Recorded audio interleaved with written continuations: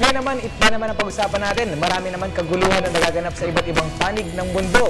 Isa na dyan ay ang ongoing na civil war sa bansang Syria. At sa mga ganitong pagkakataon, laging maasahan ang mga tropa ng United Nations na nagbumula sa iba't ibang participating countries. Paano nga ba pinipili ang mga participants na ito? Lalo na para sa ating bansa. Yan ang malalaman natin ngayong umaga kasama si Lieutenant Colonel Ramon Zagala ng Armed Forces of the Philippines. Magandang umaga po, Lieutenant Zagala. Hi, good morning sa inyo at sa mga nanonood. Magandang umaga. Sir, ito po muna siguro pag-usapan natin. Alam naman natin ang UN na talaga, United Nations nga po, this stands for United Nations, and meron silang mga peacekeepers. Itong mga peacekeepers po, ano po ang primary job nila?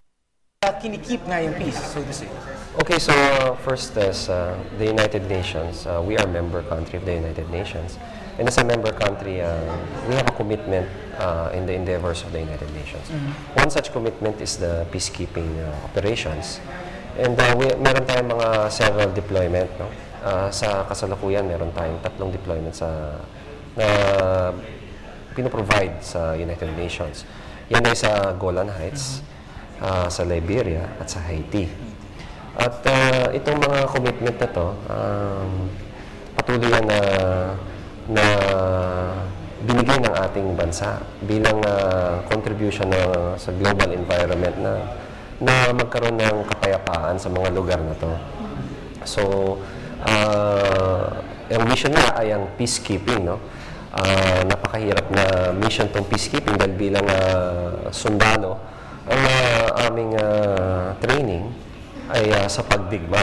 Pero pag ikaw ngayon mabigay sa United Nations at maganap na isang peacekeeper, you are to keep the peace. You are there na to any hostilities.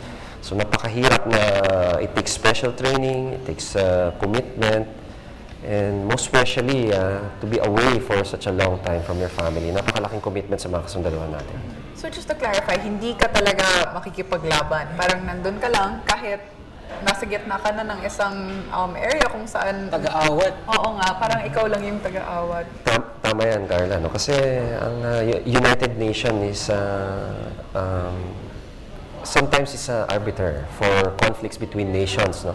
Or a nation in conflict. The United Nations will come in and restore peace and order. So there are really 2 types of missions for the UN, no? Peacekeeping and peace enforcement. Yung peace enforcement, ipapasukin mo isang lugar.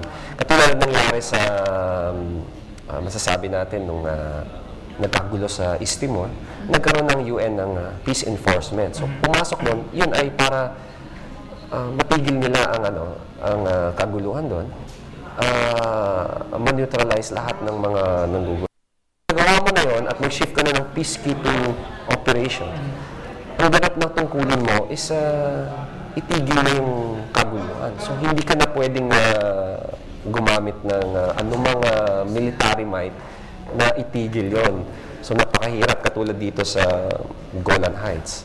Ang mission ng ating AFP doon ay i-separate ang bansang Israel at ang bansang Syria na hindi sila magkasagupa ulit katulad ng gera na naganap noong 1970s.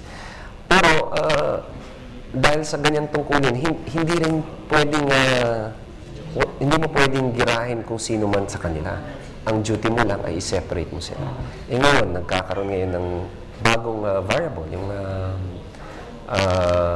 civil war sa Syria. At sa ganitong kadahilanan, may mga ibang elemento na nafa-factor in, katulad ng mga Syrian rebels, na will use violence, iisipin nila na ang UN may pinapanigan. Ang United Nations walang pinapanigan yan. Ang duty ay to separate.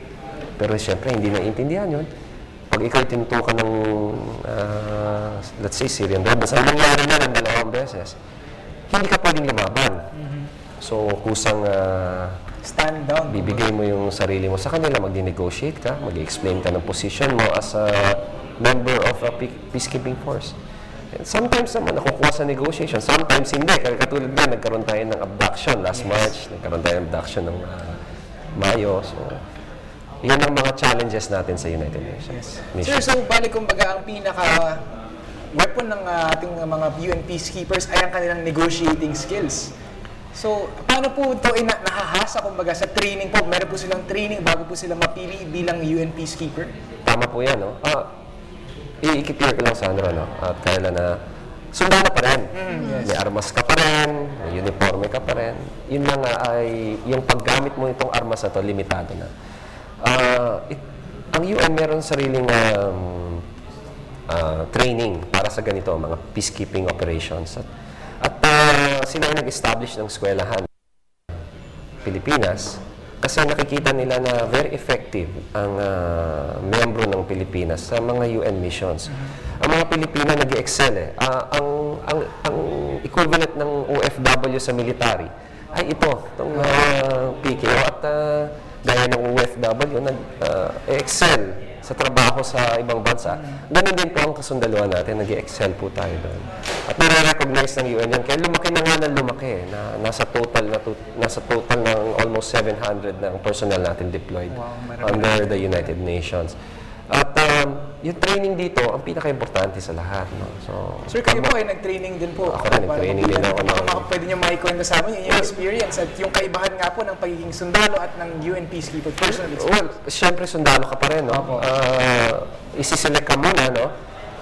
To begin with, you volunteer, no? Ang United Nations hindi nagko-compel sa donor or contributing country on how you select. So tayo, bilang kasanib ng Sandataan Lakas, hingi tayo ng magme-message tayo, hingi tayo ng volunteers at mag-volunteer.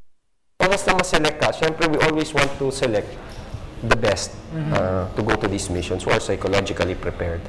So dadaan ng rigorous medical and selection process. After that, you will undergo 6-month training.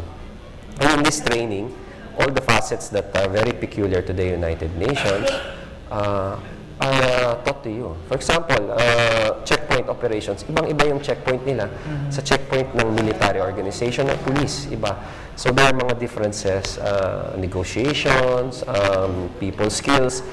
Pero yung mga yun, alam na natin bilang, kasi matagal na rin tayo sa insurgency natin, kaya ang patungo natin sa tao ay madali na. So, very unique yung ano natin. Kaya hindi tayo nahihirapan when deployed. Maganda ang people skills ng kasundaluhan natin.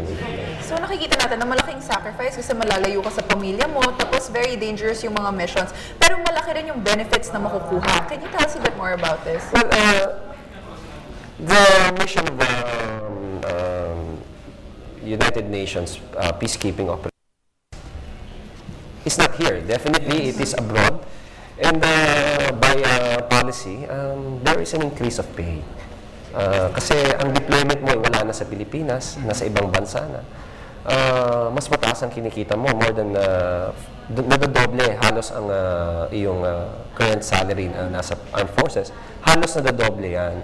So, ang laki ng incentive na nakukuha ng kasundaluhan natin. Pero syempre, hindi lamang ang sweldo ang tinitingnan natin. Ang tinitingnan natin is the experience you may gain.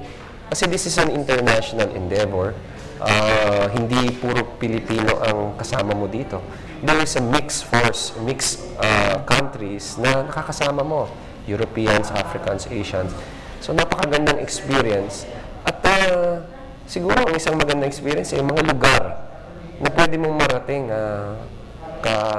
kasabay ng itong deployment nito. So, yun ang, yung sa danger naman sinasabi mo, Carla, talagang present yan. Kasi bukod na hindi ka basta pwedeng lumaban, you can only use your firearms kung talagang threats to life mo talaga is really imminent. Pero if you, ang policy pa rin talaga dyan, avoid mo. So, malaki talaga yung threats from disease. Kasi syempre, tayo ay from Asia. Ibang bansa. Deploy ka na, let's say Africa, may mga diseases doon na peculiar doon. Siyempre, hindi naman tayo tiga doon. Yung adjustment ng katawan natin. And ngayon, sa Syria, there are threats of biological chemical weapons. So, napaka-risky talaga ng trabaho. And it takes a lot of commitment sa mga UN peacekeepers na Pilipino na gampanan ang kanilang trabaho. Pero ito po, sir, matanong ko, syempre, alam naman natin na maraming ang mga parts na mga miyembro ng kasunduluhan ng AFP ang gusto nga pong sumali dito sa, siguro, maging UN Peacekeeper. Pero ano po ba yung mga criteria sa inyong pagpili ng mga gagawin nyo at mga ipapadala po? Is this something na AFP po ang namimili or kumbaga may requirements ang UN na pinapamigay sa inyo para kayo po ang makapag-screen ng mga kapadala? Well, ang UN nagbibigay lang ng of deployment, ano ang mga job description na kailangan nila. So, syempre, binibigay na nila sa atin ang free hand kung sino ang ilalagay natin sa mga designation na yan. Ang pagpili ng miyembro ng ating UN mission ay binibigay na ng UN sa atin.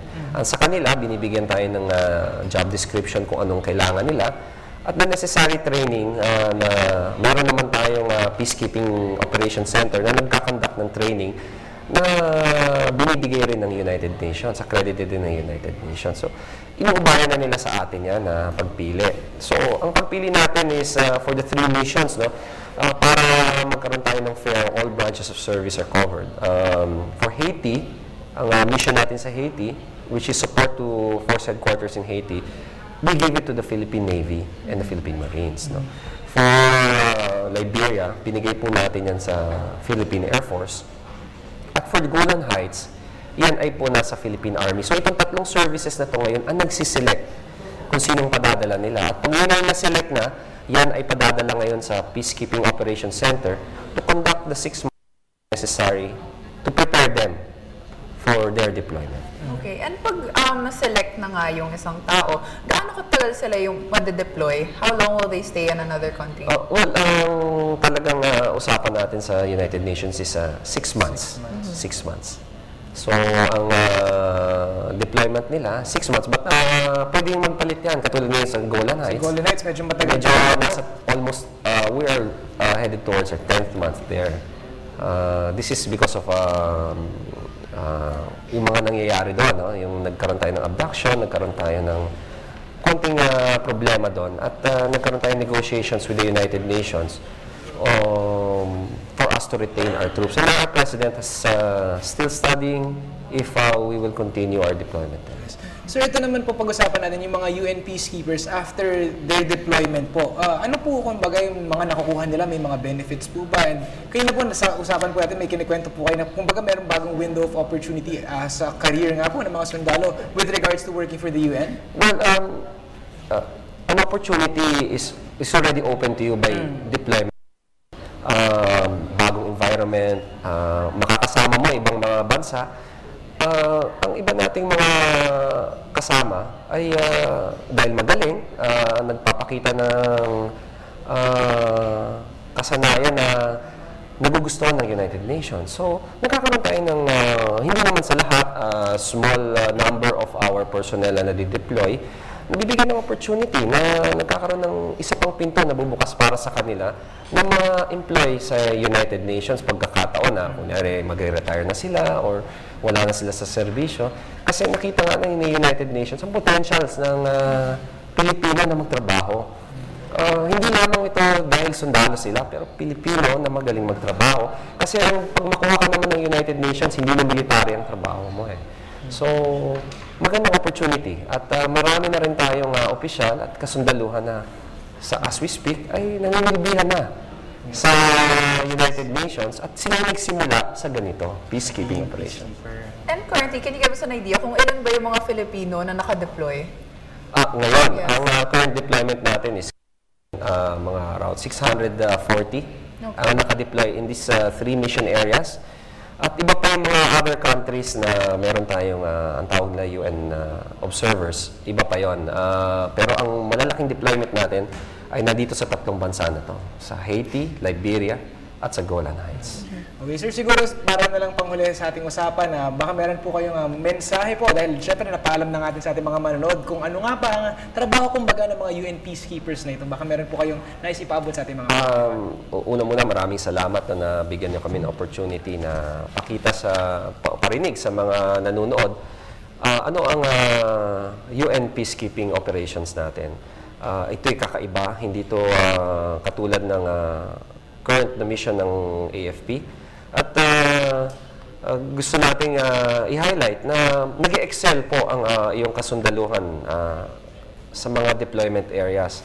Nagagalak ako sabihin na ang United Nations, napakataas ang tingin sa kasundaluhan natin, masipag at kayang-kayang gampanan ng kanilang trabaho. So,